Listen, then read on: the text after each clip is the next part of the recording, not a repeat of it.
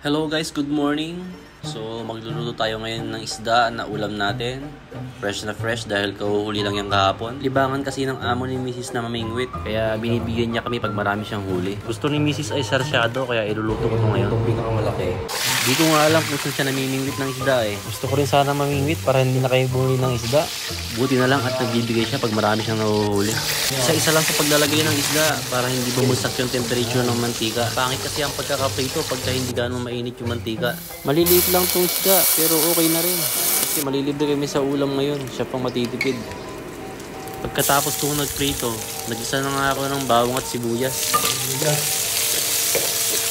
Ilagay na natin yung kamatis pag okay na. Haluin natin ito konti, saka natin ito takpan hanggang sa malusaw na yung kamatis. Tinuloy ko nga lang yung kape ko habang nagluluto, habang pinagmamasdan ko itong malakas na ulan. Tapos bigla ko na alala, nakabukas pala yung pintuan sa beranda. Grabe guys, ang lakas ng ulan. Buti na alala ko, pinara ko nga lang yung pinto, tapos higit uli ng kape. Init!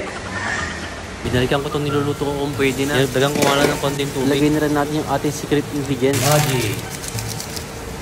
Tinakpan ko lang uli hanggang sa tuluyang malusaw yung ating kamatis. Tapos punas muna. Sino ba katulad ko rito na habang nagluluto, punas ng punas? Kumuha na rin ako ng itlog. 3 piraso para I love you. Tapos binatil-batil ko lang yung itlog. Pagkatapos ihalo na natin ito sa ating sarsyado. Pero tikman muna natin. Medyo matabang nga kaya dinagdagan ko ng asin. Nilagyan ko rin ng konting asukal. Optional lang yung asukal kung gusto nyo ng medyo may tamis ng konti. All goods na. Haluin lang natin ng haluin para ma-mix ng mabuti yung itlog sa kamatis.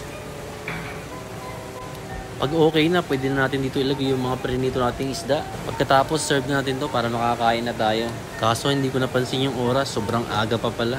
5 AM pa lang, tapos na ako magluto. Minsan kasi sobrang aga ko gumising. Tapos di na ako makabalik sa pagtulog. Ewan ko ba kung ba't sobrang aga ko nagigising. Sa Pilipinas naman, late ako nagigising eh. Kaya yun nga, nauna na akong kumain. At sobrang aga pa, nagugutom na ako eh. Tara guys, kain na tayo. Ang sarap talaga kumain pag sariling luto.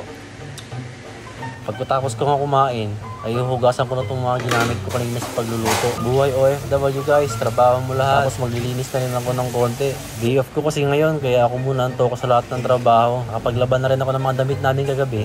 Kaya maglilinis na lang ang gagawin ko ngayon. Nagwalis lang nga muna ako rito sa kusina. Pati mga pusa na pakain ko na. Sobrang aga na rin nila kumain.